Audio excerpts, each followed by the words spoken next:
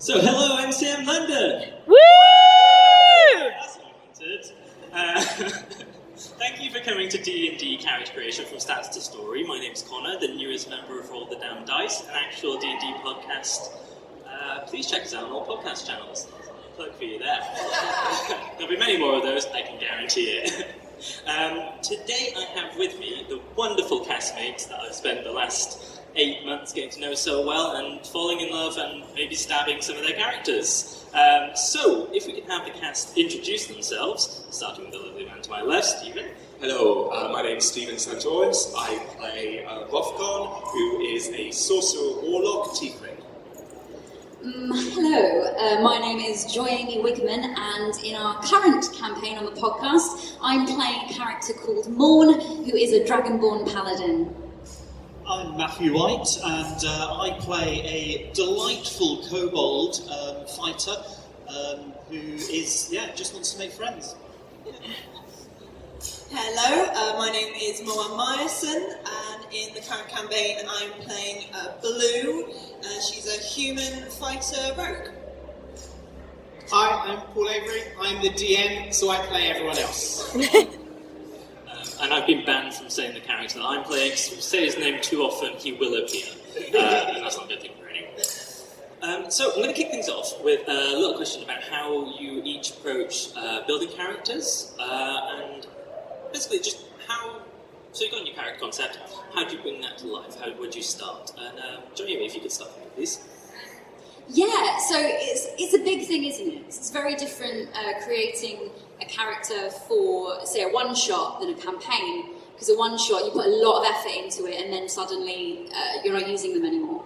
But for a campaign, I like the performative side of roleplay, so I like to think of like a voice first, like a voice and an aesthetic. So Carouser Morn, for instance, she sounds a little bit like my neighbour. She has a little bit of Russian, a little bit of Latvian, a little bit of American in her voice. And then from that, I kind of build backwards, get a backstory, get a feel of where that character comes from. And then my stats come from personality, rather than building the stats and then the personality around it. So I kind of approach it from that point of view. It's really interesting. You've got a performance background, haven't you? So... Yeah, so I'm a voiceover artist, so... so finding the voice for you... Finding the voice is really important for me, yeah. Imagine. Wonderful. Stephen, how do you approach character creation? I visualise the character first. They'll usually be inspired by some sort of media I'm consuming at the time or have done in the past. So, Rothgon, I was very much watching Chilling Adventures of Sabrina and Titans. So, and the character that I was being pulled to was Raven. So, I wanted this sort of half-demonic character who was all involved in magic and stuff, so Tiefling made sense. The image was, dressed like Constantine, and then so once I've got the image of who they are, then I go straight to their sort of stats and building it through a character sheet. And then physicality, and personality, and voice comes later. Usually I'll be sat there as we're about to roll up on the first night, still not sure what the voice is. Whatever happens to come out with me will not be what I stick with. But eventually, in about 6 months to 12 months, I will have a voice that I settle with, and it's, that's the one. Just in time for one of your characters. Just for all of my characters, yeah. You do have one small caveat that every character of yours has to have. Do you want to tell the audience what that is? A banging bod. A banging bod. They all have to apply the male gaze to my male characters that society has done to females within the genre since it started, and I have absolutely no problem with that. They are all banging, absolutely. They are all banging. From top to bottom. Absolutely. Paul, down the end. Hello. From a DM's perspective, I suppose, if, are there people who DM out there? Some DMs? You kind of have to create characters pretty fast, right? So some you've planned beforehand, and you're like, I know this character, I love them. And some you're like, oh no, they've asked their name. I don't know. And you're trying to, so I start with kind of race, and class, and from there in my head the character forms. So all orcs speak with a South London accent. I'm an orc, aren't I? And that's how they all speak. And from there, like, that's how I develop characters, really based on their race and their class. And then the accent I want to butcher that week. Please tell us about the most recent name you came up with. Oh yeah, so I don't know, I've now, usually I plan and work hard on it, but they bumped into a character I had no idea they were going to, and my brain just went, Darian Golden Boy, which is a terrible name. And I was like, no, I'm going to retcon that. I'm not allowed to retcon it, he now exists in our world with a ludicrous name. Dragonborn. Darian Golden Boy, the Dragonborn. The Golden Dragon. It was not. My brain didn't help me. He did have a friend, but none of us dared ask what Barry and Silver Boy's name was going to be. Moa, hello. Hi. So I'm still pretty new to D&D, so I'm still kind of figuring out my process. And actually, my first character, I had a lot of help from our DM at the time, and it was a real collaborative effort because I had no idea what I was doing, and I think that's a really key thing. Like, if you are clueless but you really want to get involved and play, it's like, get help, like ask for help, because I just wanted to be vaguely useful to the team. So it was like, oh, well, you could be a druid, do some healing. In the end, she does very little healing, and she does like a lot of killing, inadvertently. But again, that was like a process of, oh, actually, I want to find a bit of a darker side. So like Stephen, I take about 6 months before I'm like, oh yeah, this is who this character is. But like, isn't that just like life in general? Like, we're just finding ourselves over a long period of time.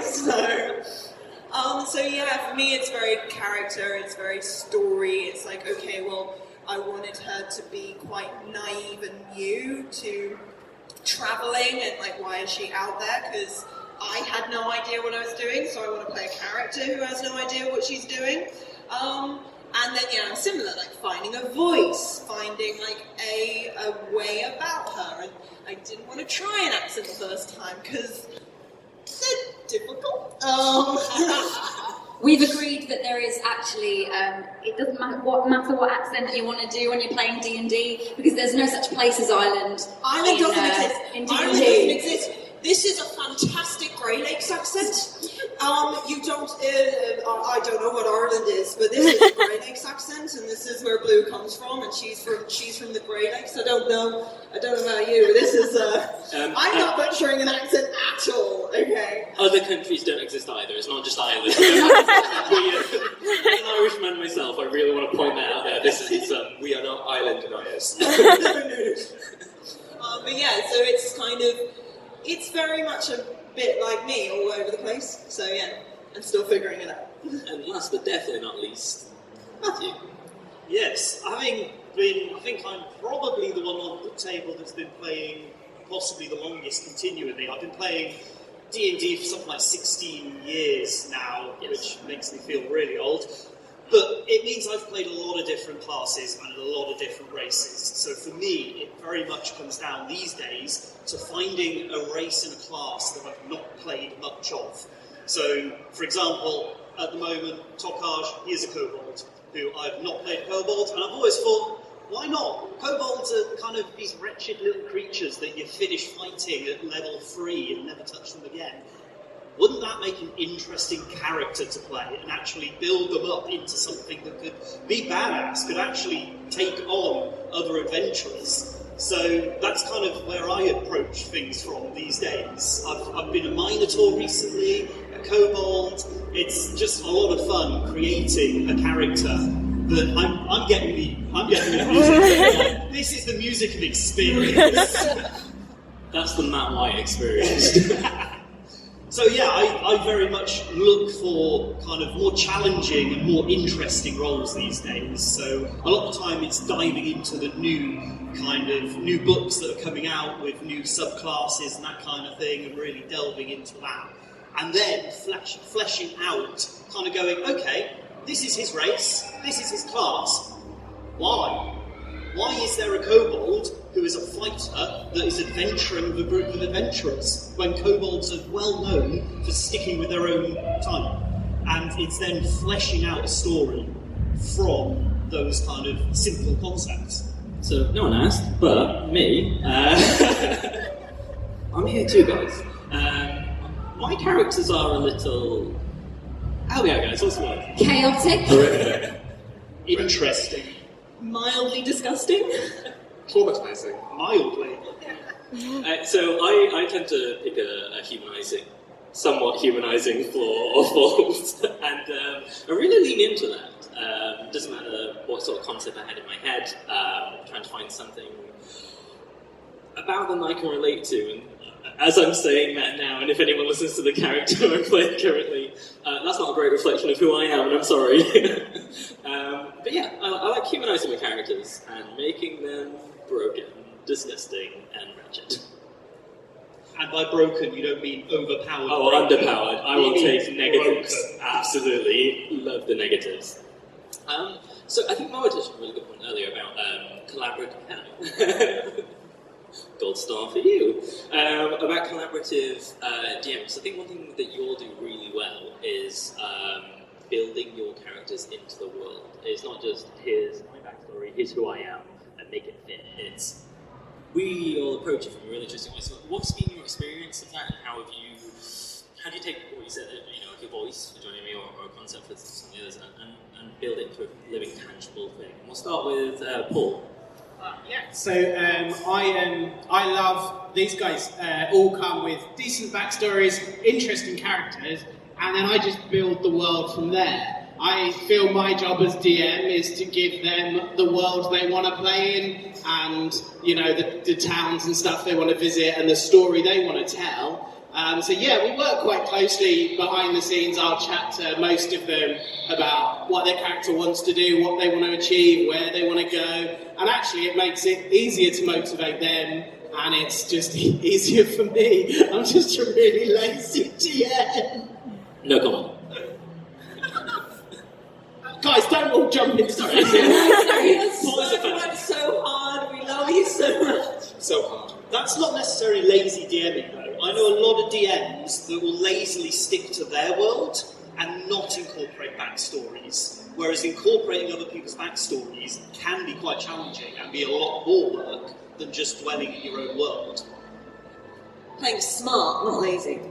I think it's really important though, like the standard is set from the beginning, so if you as a DM, you are looking for guests in your world, then say that, and you want a bullet point of who this person is and how they fit. But if you want to do something like what Paul and Connor does, that is to collaborate with the team, then just set that standard from the beginning, because there's no right or wrong way, it's just that everyone knows where they're going with it. And I think from like a beginner's perspective as well, it can be a bit daunting creating a new character for the first time, because there is a lot of stuff. There's a lot of like emotional stuff and backstory, but there's a hell of a lot of maths and stuff to do as well. So like collaborating with your DM is a really good way. If you're stuck, if you're lost, say to your DM, hey, what is the party missing? Is there a direction you want to go in? Is there a space that I can fill, basically? Yeah, and I think it's really easy to get sort of burnt out with a character over a long campaign. You come up with a really good idea about 12 months ago, and having to continue with that. So having little seeds of backstory that your DM can pop in there, like family members or adventure hooks that reinvigorate your characters, is a really good way to keep that thing going over 3 years. Which hopefully we get to at some point. So, Jamie, you raised a really good point about how difficult it can be and how daunting it can be to sort of actually start. You see someone dumps the player's handbook in front of you, and there's 16 different races and classes, and it's terrifying. Do you guys use any supplements? Do you use like D&D Beyond? Other good websites are available. Roll20, etc. When you're building your characters, or you get all pen and paper. I'll start with Matt, because you've done loads.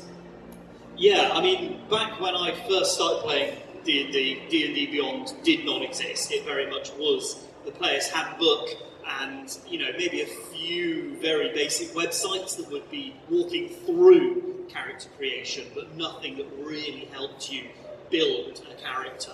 So it very much was quite maths heavy. But yeah, it was very...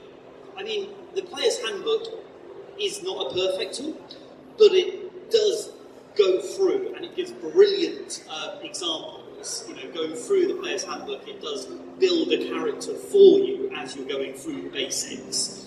And that can be really helpful, but again, like we've already said, talking with someone that's already experienced is always going to be the best way to help build a character. I'm currently playing in an unrecorded campaign with a whole group of friends. None of them had touched D&D before.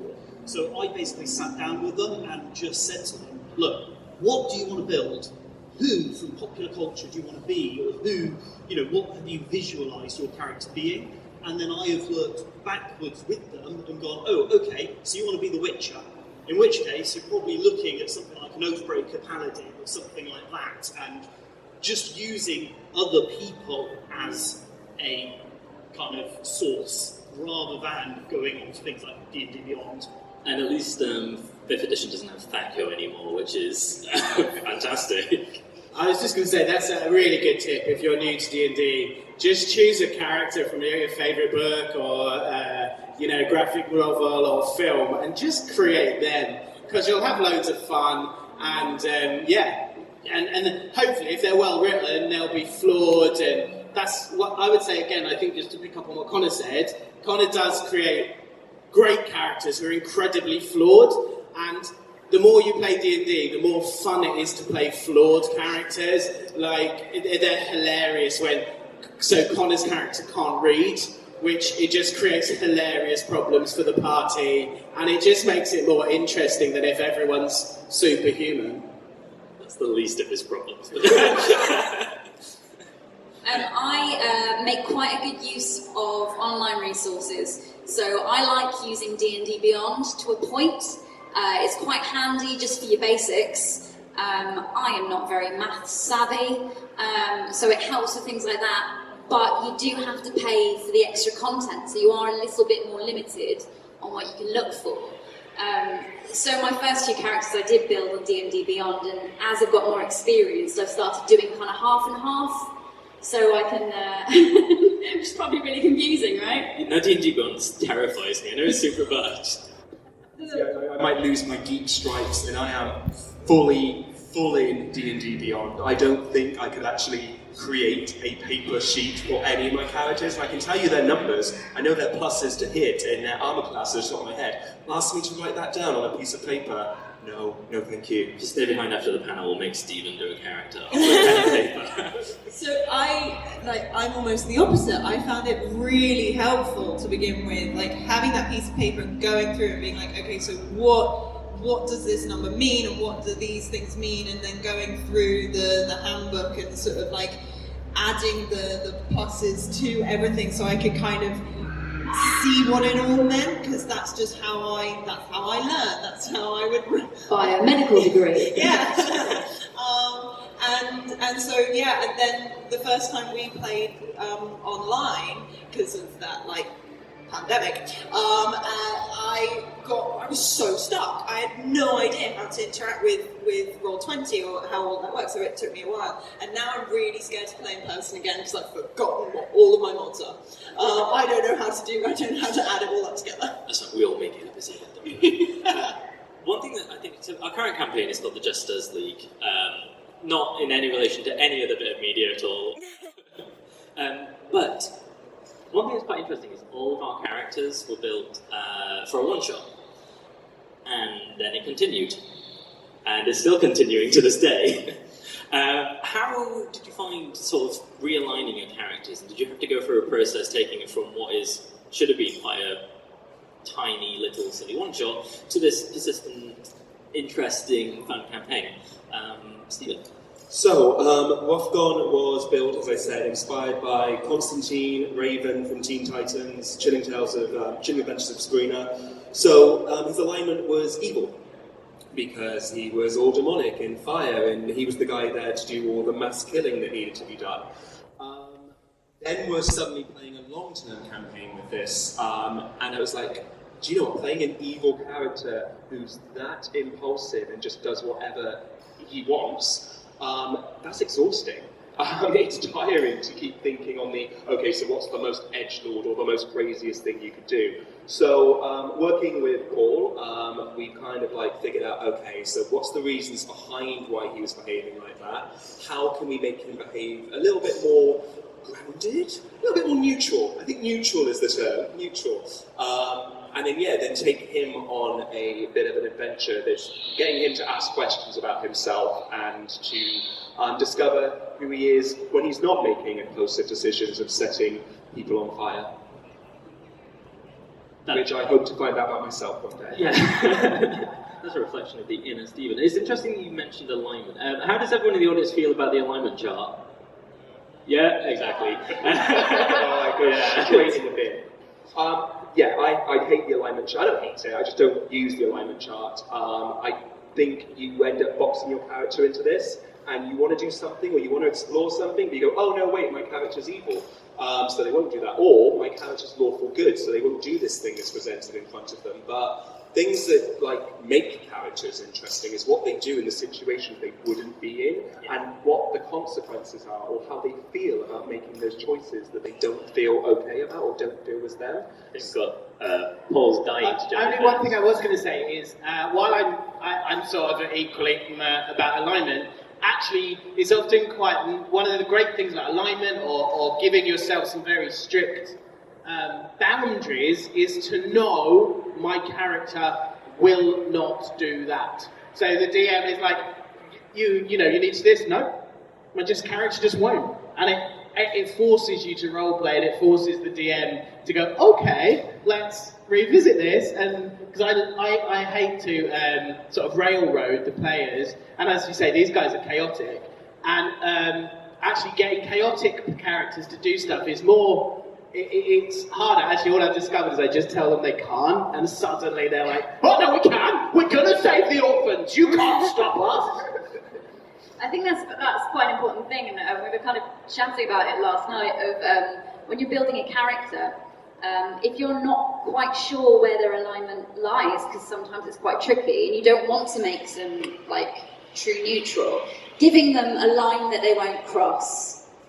So if you've got an evil character, I think the example was, but would draw the line at killing children. You've got a line there that you won't cross, which is a helpful thing to have. But personally, I quite like the alignment thing.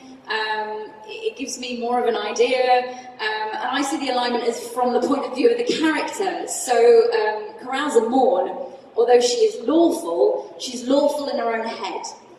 So she, because of her religion, she believes that she's being guided by the gods, so whatever she does is the right thing to do. So if she does accidentally kill a couple of people, or deliberately kill a few people, it's the will of the gods, so that is lawful. I think it's a matter of perspective. She's following her orders. Yeah. People might die. People will die. So, one of the things that you sort of brought up then was having a reference for your characters and having a boundary or having a point and not step across. And I think that's really interesting. One little tip that I found through making characters for a bunch of new players is thinking about some of the mundane things that make up your character. It's all well and good to say, the Rashnak, the Orc Slayer, they've been doing this thing, but what do they like for breakfast? What are they scared of? What are their fears and phobias? And bringing that back just lets you go, okay, well, they get really excited when they see a puppy in a window. One. And it's just those little things that sort of take it from being this nth level deity to a real, one of the guys, or gals. Right. One of the hardest things, I think we can all agree, when making a character is the bloody name. Darren Golden Boy. Darren Golden Boy. Coming to a campaign near you. You can use that one, by the way. We don't want it. How do you approach making names? Paul, I'll leave you out this one. I think we've all been there. Moa. I sit in my room and I make noises. I'll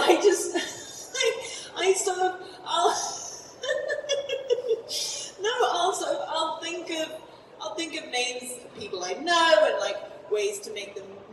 clearly just more interesting, a little bit more fantasy. I'll write them down in a YouTube title with a typo and it won't be corrected, and then there will be an accidental semicolon in a name that becomes canon. So Lily Lixer Amberfath Mernig is a canon name, which I kind of enjoy. I genuinely thought all gnomes had semicolons in their names. I just thought that's what we were going for. I can't type, Stephen can't spell, but it's a great combination. But yeah, I'll just kind of for my first character, I use the handbook to help me. And Mernig is one of the known names in the handbook. I had no idea where to start.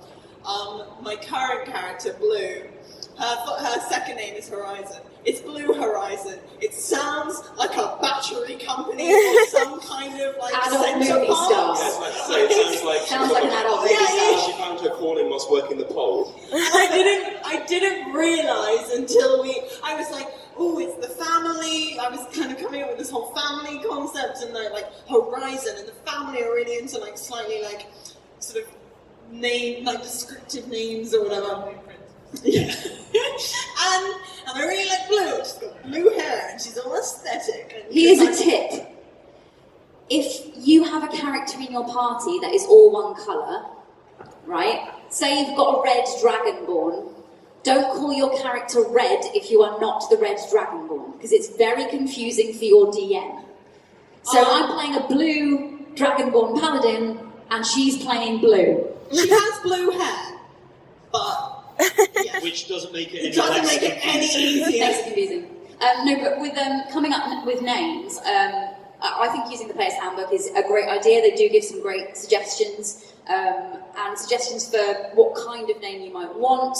So when I came up with my first tiefling character, there was lots of stuff about the arts being important. So I called it Decima because it's a type of poem. And Morn is Carouser Morn, so something more aggressive because she's a dragonborn.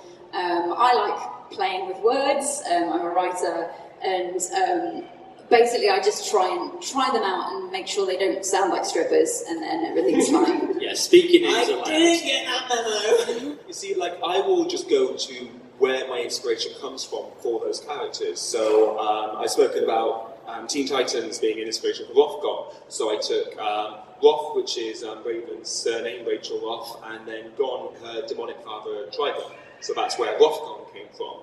Harkness is a vampire character that I play, and that's Jonathan Harker from Dracula, of course. So that Harker just became Harkness, and Lahan is a vampire hunter, so Faith's surname in Buffy is Faith Lahan. So I will always, like, wherever the inspiration for the character comes from, I will just steal the name from them. Fox are quite litigious, you've got to be careful. I use Google Translate. Yeah, we're both very similar. We both. I come up to Tokaj. I was like, he's a little lizard. That's what he is. So I'm going with the phrase "little lizard." Going on to Google Translate, and I'm going, he's a lizard. He works for a dragon. That's kind of East Asian. It's Chinese. It's Japanese. So I try out a couple of different translations on Google Translate. I come up with one that looks like it could be a good name. I probably absolutely destroy any pronunciation. But Tokaj, from what I could tell, was similar to Little Lizard in Japanese, and that is literally how I come up with 99% of the names that I use. I wish I wasn't the same as Moa, but I do also sit in my room making noises and voices, and something appears. Blue, I was just like, Blue was very much, I wanted my character to have blue hair, and I quite liked BLU without the E, because I'm edgy.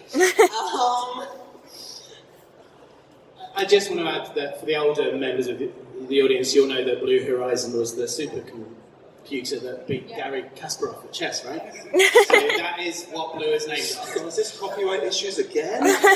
Damn it. She does talk a lot about tactics. Chess is very tactical. So. She has also dropped her last name. I don't think I've said her last name in the campaign because I suddenly realised that it sounded just so daft.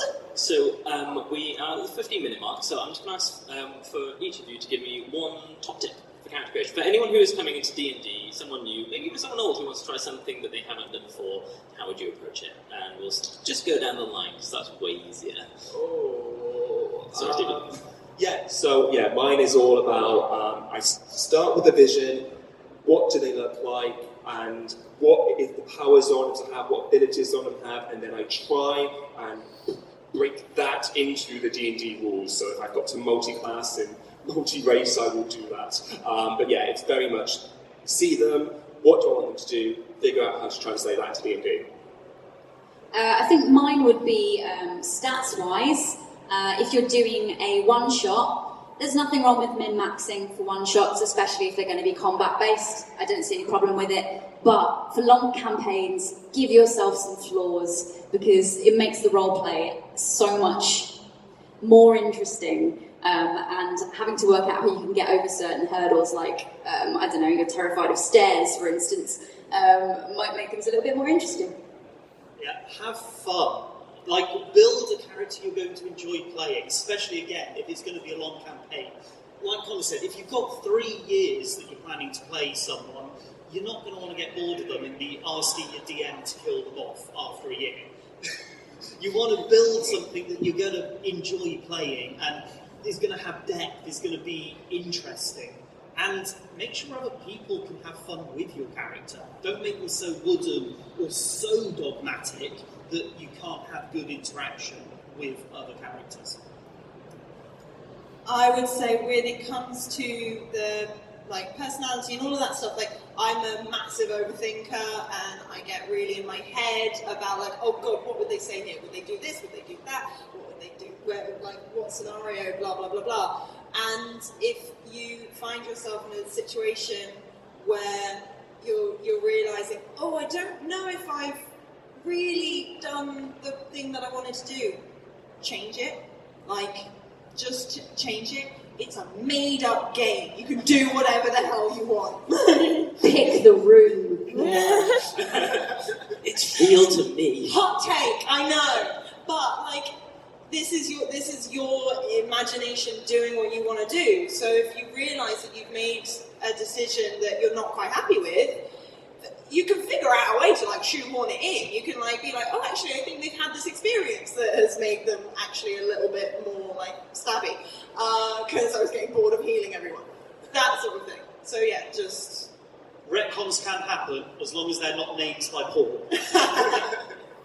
I would say that I echo what Matt says. Have fun. Don't worry about it. Hey, you can kill them off. Play them for a few sessions.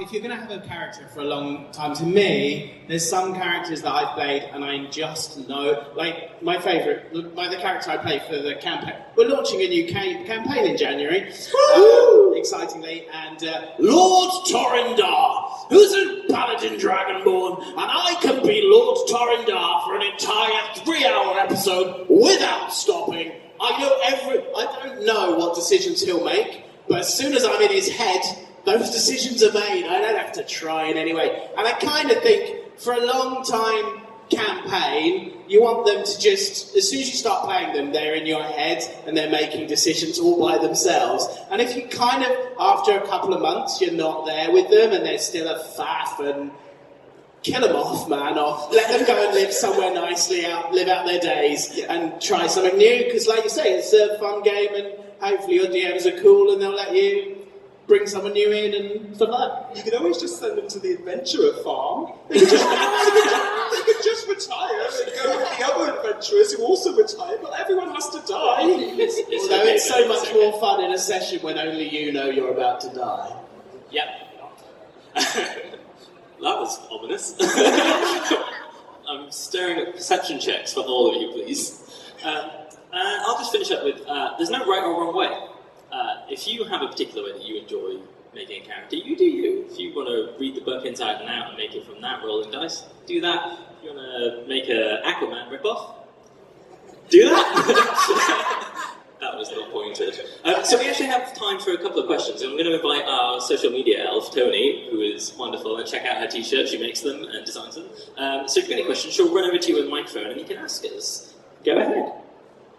Put your hand up if you have. Ooh, one at the front. Hi guys, I'll quickly first. Hello, what's your question? I just have a question. Do you have any new advice for new DMs? In terms of, just generally in terms of new DMs. Yeah. I would say, again, have fun and work with your players. I think do a kind of session 0. So spend time with your players.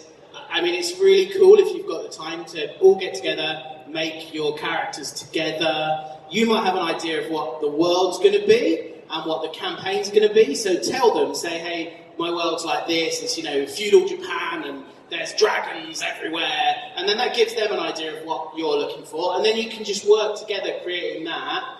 And then from there, once they've got some backstories, then it's fun for you to help them tell that story. I think my biggest tip is your job as DM is to step back and to let them tell the story and to give them a world to play in.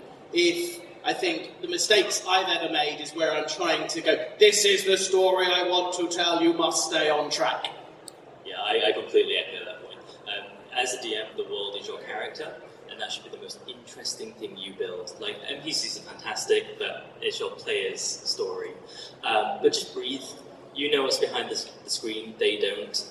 If you need to, if they want to go to a castle on a hill, there's a castle on a hill, and you just make it up. If you need to move things around, if you want to have fun with it, just breathe and change it. And don't be afraid to ask either if you're a new DM, especially if you know one of your players has DM'd before, or has more experience with a particular type of spell or anything. Don't be afraid to go, hey, can you remind me how that works again? Because you can't just be the fount of all knowledge. It's impossible for one person to know all that stuff, and that's totally fine. We can chat at the end though if you want to have a bit more chat. Yeah, that'd be great. I'd say play to your strengths as well, though. Some people get into DMing because they want to tell a story. They've got an idea of a world that they want to build. Do that. Let the other characters play in that world. Some DMs get into it because they want to build really challenging fights. If that's what you want to do, then find a group of players that want to have that kind of pushback against you. Not all players want that. Some players want to play a story-driven game. Some players want to have that absolute challenge barrier. Play to your strengths. Find out what kind of DM you are and work with your players to be that DM. So we're all paying for the stage by the minute. So if we could... were there any other questions? Coming to you. Hello. For background stories, when you're creating one, do you have any tips as to how to create a good background story for your character? So, as we touched upon, with Rothagon, he was a one-shot character. He's a character I kind of always had on reserve to bring in for one shot, so he was never meant for a long campaign. And then we did a bit of a mini one, and then we went into the longer one. So, when we went into Season 2 of Justice League, which is available on iTunes, and Spotify. We went on to Season 2. Paul was very much like, I need some solid backstories for these guys now. And even at that point, for me, it was still sort of wavy. So as we got more into Season 2, that's where I was really able to nail down, these are the specifics, these are the choices he's made in the past, this is how he is feeling now, this is where he comes from. So don't worry about rocking up to Session 0 or Session 1 with your full novelised account of everything from birth to that moment. It will come to you as you're playing the character. But having that fluidity is nice, that if you do something that wasn't planned or wasn't in the character's bio, just go back into the backstory and that's why they did that. And the other thing, of course, is find an aspect of one of your favourite characters from your favourite TV show or a film or a graphic novel, an aspect that you really like, and build from it. There are only really 7 stories. We're all taking inspiration from each other, so there's nothing wrong with going, hey, I like that, let me build on that idea. It's also really good to take an idea of a character and just ask why. Even if it's a couple of questions, it's like, okay, so I'm playing a Goliath barbarian. Why did they leave? What are they doing? And from there, you will naturally come out with things. And some of those might not have an answer till Session 5 or Session 10. But as long as you're considering that and you're asking yourself why you might go out on this journey, or why they might have left the kingdom that they're from, which is really lovely. And the backstory will come naturally from that. It's about posing questions to yourself. Can I just mention that Maud has something that she says occasionally if people start flirting with her, which is, do not do the humpy with me, you will die. And it's only like 8 months later that I've actually worked out why she says that. Because she says it quite a lot, and now there is a whole story behind it that eventually will have to come out on the podcast. And I like to tease little moments of it kind of every time we get the catchphrase. I can't wait to hear what that story is. So we have time for about 2 more questions. Does anyone? I just wanted to say one quick practical tip for that backstory stuff. I come from it from a screenwriting perspective, and there's loads of ways for character creation on screenwriting websites. They'll just give you a list of questions about education and stuff like that. So things like Studio Binder, I look there for if you want a long list and you want to write the novel of their backstory. But we will stick around after the panel, so if these haven't been sufficient answers, do bend our ears. Hello, my question is, I've noticed a lot of you use multi-classing. Do you do that for flavour or for min-max? Good question. Stephen. I guess I'll take this one then. So Janaeus is Hexadin, which I didn't realise. I don't watch or follow Critical Role religiously, so I didn't realise that I was pretty much like creating my own version of Forge. It was accident, I swear. But Janaeus is Hexadin, so Hexblade Warlock, and then Oath of Glory Paladin. And that was Janaeus's influences are Aquaman, Wonder Woman, and Thor, the kind of superheroes that have these magical weapons that they're bound to, and they from their people, they are the greatest among them, but now they're thrusted into a world of people that don't understand them. So that was the inspiration for the character. And for me, I couldn't really figure out, and I was quite new at the time, the right D&D class for Janaeus. I sat on that character for months. I would not put him into a game until I knew, well, you guys don't go into a game without a class, not a good idea. But yeah, I wasn't going to play him until I figured that out. And I went through Druid, I went through Fighter, and all the options. But eventually I settled on doing the Hexadin, because the Hexblade Warrior, he's got that bound to this weapon. But the Oath of Glory Paladin, that's exactly who he is. He's going to go and save the world in the glory of his own name. Because he's that obnoxious. I will always start a character with one class in mind. I will never plan to multi-class myself. What happens in the world, what my character experiences, may then change the path that they will go. So I will often start off with something like a cleric or a paladin, but if maybe they lose faith in their god, they will then maybe start multi-classing as a sorcerer or a wizard if they then pull into the magical realm, or if they start losing, sometimes I've had characters that actually change class entirely because they have lost a connection to some aspect of the world. So I've played a wizard before who has lost the ability to use their magic, so they've then had to be forced to go rogue as well. So it's not just about multi-classing, but there is also change in classes. Always make sure you talk to your DM about doing that first, though. I was just going to approach this from a DM's point of view, and I will bend heaven and earth for my players if they tell me a narrative reason as to why that thing should be. If it's, I get an extra attack next turn, sorry, but that ain't going to fly. But no, if there's a narrative reason, then yes, please go ahead. And I think that, in my opinion, is how a good character should be made. Narrative influences should affect the character. And it's a good way, if you are getting a bit bored with your character, but you don't want to kill your character off, that's another way to breathe new life into a tired character. Go on, Matt. I was just going to say, sneak attack's really handy. The honest response. Action surge. Brilliant. Right. Is there a final question? Oh, hello.